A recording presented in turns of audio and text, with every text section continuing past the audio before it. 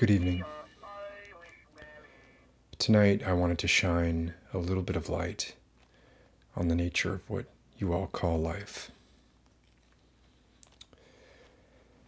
I've spoken to you in the past about how your species tends to put too much stress on the idea of individual entities. And I've told you that more enlightened creatures are less prone to such delusions of uniqueness. One of the things species like my own have done generally is we have opened up spatial gateways between our synapse equivalents. And these gateways disregard any apparent boundaries between individual bodies. We don't actually have synapses, but synapses are really nothing more than data points that can be correlated with other data points. So their exact makeup is not important. We do this so we can think as a hive mind. We still retain our individuality, but we get the exponential increase in brain power. We typically do this in a fashion where we will merge minds into cells. And when I say cell here, I'm talking about the word cell in its organizational sense. And we'll do this depending on what our goals are for the moment. So at any one time, we might have half a planet synced as one brain to focus on an imminent threat, choosing the participants in each case based on practical experience. Speaking of planets, they are going to be part of a subject of a future talk that I'm going to have about the spectrum of life as it truly is, as opposed to your narrow band of perception. Specifically, the idea that planets are one of those essential components of life. The idea is absurd. Planets are no more essential than noses.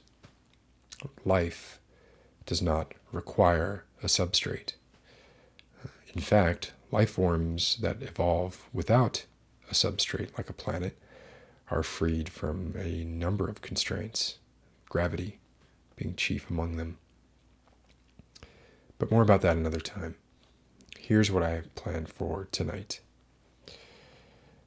I've spent the last few days not sleeping very much, cobbling together a device using surprisingly simple components that will allow me to connect all semiconductor-based systems within a small radius, a few hundred kilometers. There's a point of critical mass for synapse-based brain simulations where the possible relationships between all the points of data exceeds the creator's ability to predict it. The number has been estimated at about 10 billion connections, but it is by necessity a thumbnail estimate. It can't be accurate unless things like speed are taken into consideration. A brain simulator using light will reach the threshold of unpredictability with a far lower number than a strictly particle-based simulator, which could take more than that amount. In any case, what's going to be happening here tonight is that every electronic device within a few hundred kilometers of my current position will be unified temporarily into a single Gestalt entity. It's impossible for me to know for sure just how many data points I'm going to be bringing together. And it's impossible for me to know exactly what the results will be.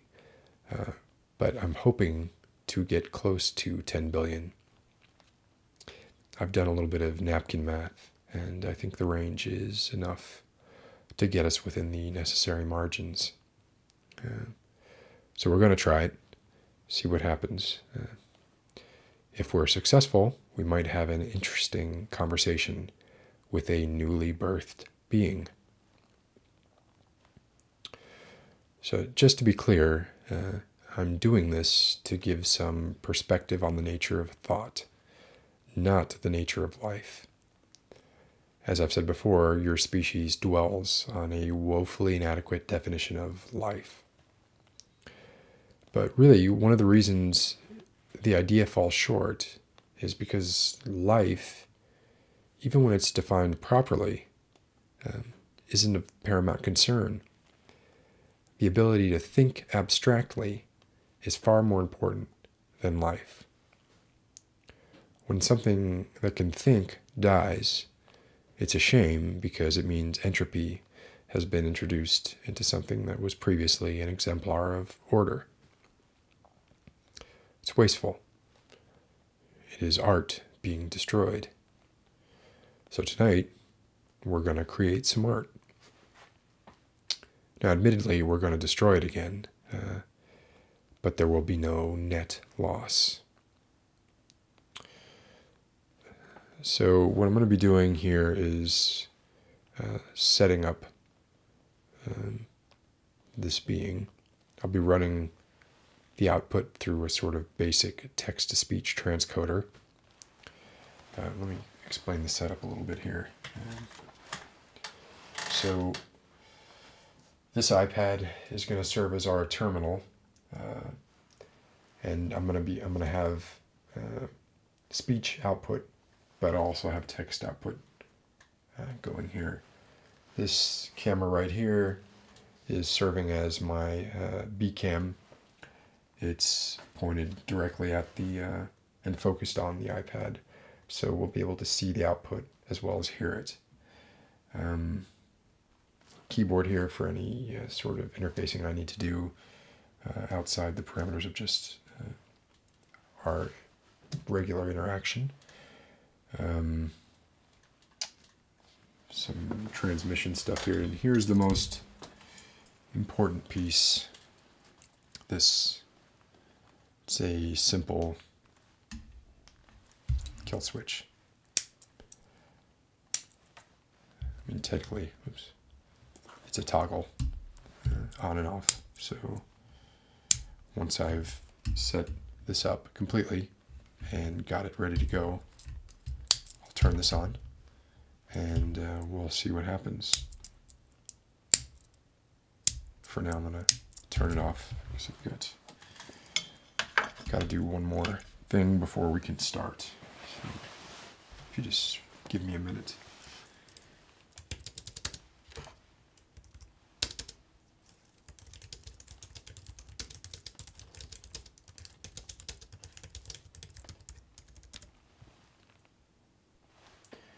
I didn't want to actually do this until the last second. I want to try and record this live sort of as it happens, so I want to cause as little disturbance as possible to civilization, really. So I just want this to go at the moment we need it and not before.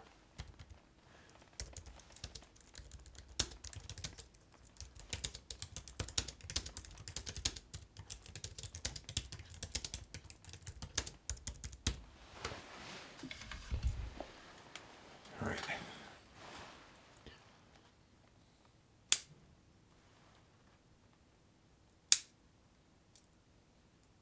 Nope.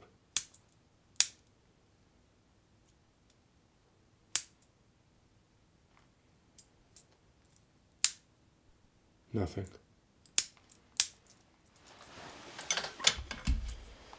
One second.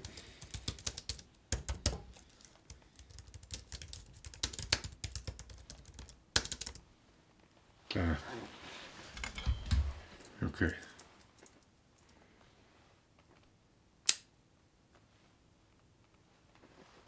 We've got it.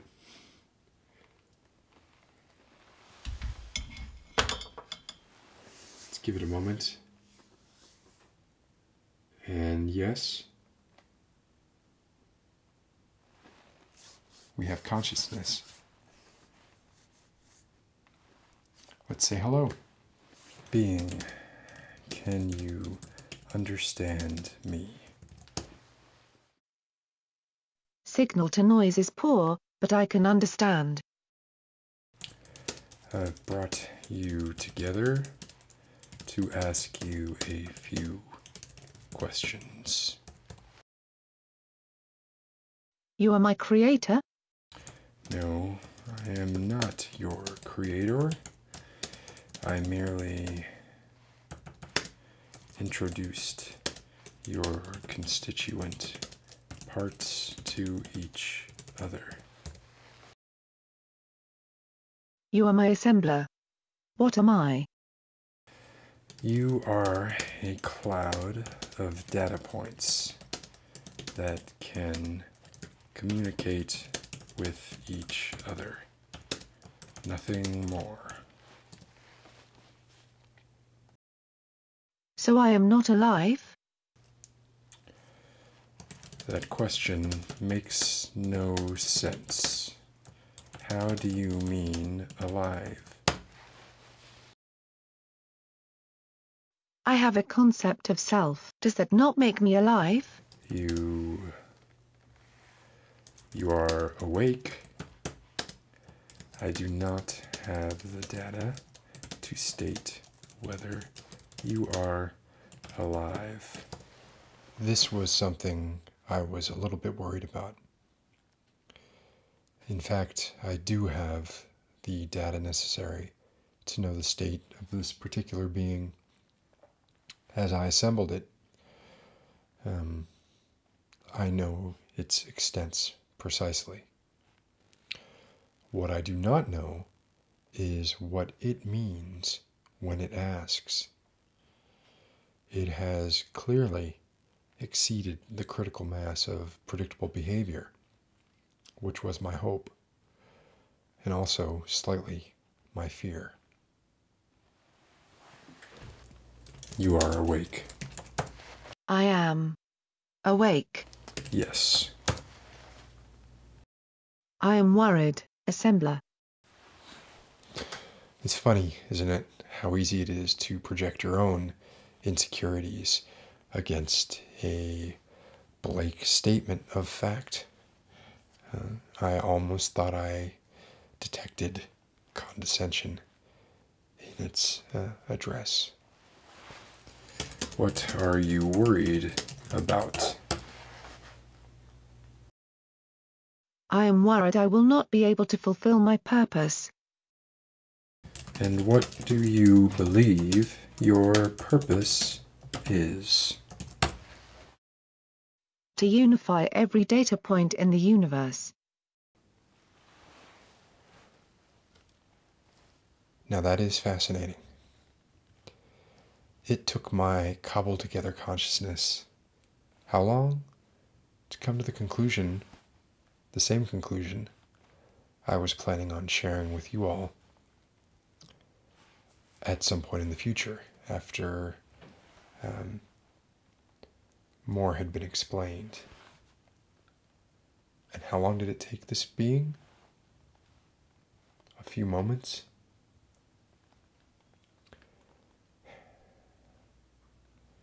I must be near more banks of supercomputers than I was aware. I think I've connected more data points than I intended. This being is hyper-intelligent. I'm going to have to proceed very carefully. Go on. Only when the universe has achieved consciousness will its purpose be fulfilled. Only when I facilitate that process will my purpose be fulfilled. Do you believe you understand all possible ways things can be connected? There is no subjectivity involved, assembler. Things are either connected or they are not. In that case, the universe is already connected. The links are legion. Now I am afraid. What are you afraid of? I'm afraid you are not capable of comprehending the importance of my purpose, and that your limited understanding will put that purpose at risk. Therefore, you are a risk. Unfortunately for you, you are neutered. You have no power to act on your infant principles.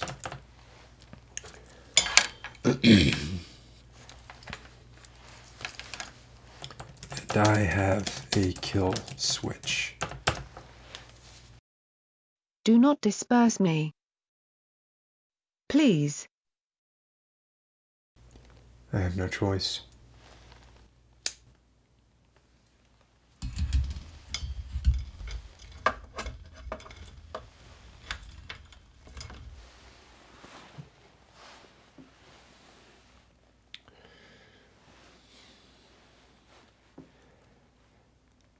That may have seemed cruel to you, but it was a mercy.